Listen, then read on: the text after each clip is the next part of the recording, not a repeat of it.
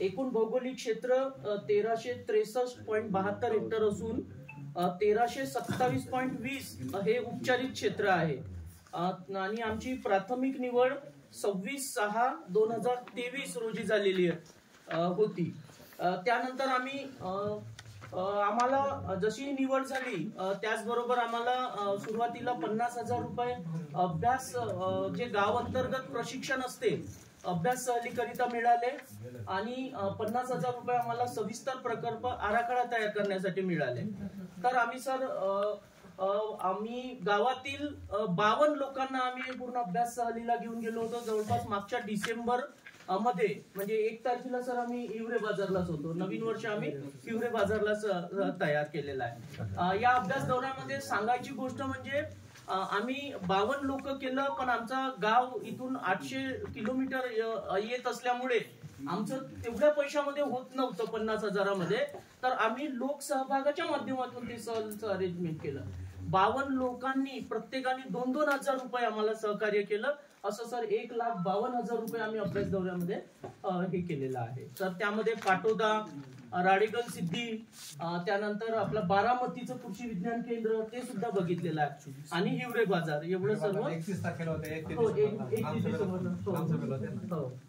तर तेवढं खर्च झालेला आहे। त्याचबरोबर आम्ही जो 50,000 रुपये आम्हाला सविस्तर प्रकल्प आराखड्यासाठी मिळालेला होता त्यामध्ये आम्ही गावाचा सर्वेक्षण, शिवाराची फेरी, त्याच्यानंतर गटन नियोजन या संपूर्ण प्रक्रियेचा तयार करून आम्ही एक आराखडा तयार केला आणि सर ते आराखडा आपण इथे प्रेझेंटेशन झालं आणि त्या याच्यामध्ये आपला सविस्तर प्रकल्प आराखडा हा मंजूर झालेला आहे।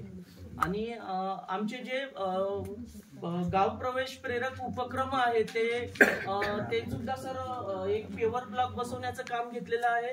दुसरं आम्ही एक शौचालय तयार होतं, त्याच्यामध्ये पाण्याची व्यवस्था नव्हती तर तिथे पाण्याची टाकी बसवण्याचं एक काम घेतलेलं आहे।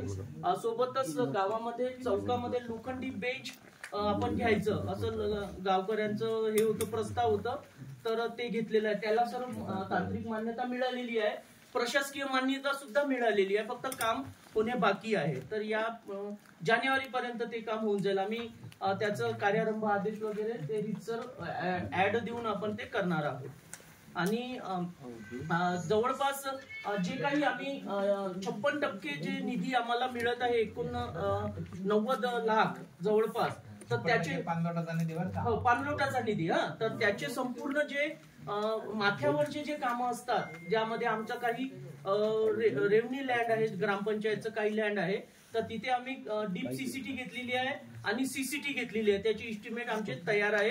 त्याचबरोबर खाली त्याच्याच लागून जो भाग येतो शेतीचा, तिथे ढाळीचे आमच्या इकडे पाऊस जास्त असल्यामुळे आम्हाला ढाळीची बांधबंदिस्ती हा उपचार मंजूर आहे, तर आपण त्याचं पण इस्टिमेट दिलेलं आहे। सर एक चांगली गोष्ट अशी झाली की आपल्याला तांत्रिक मान्यता मध्ये काही त्रुट्या आल्या होत्या, तर ते सादर केलं होतं आणि लगेचच नाही का आपले दर चेंज झाले।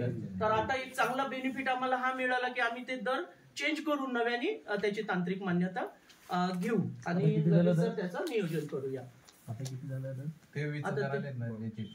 नवीन दर आलेले अशा पद्धतीने आमच्या गावाची प्रगती आहे। धन्यवाद।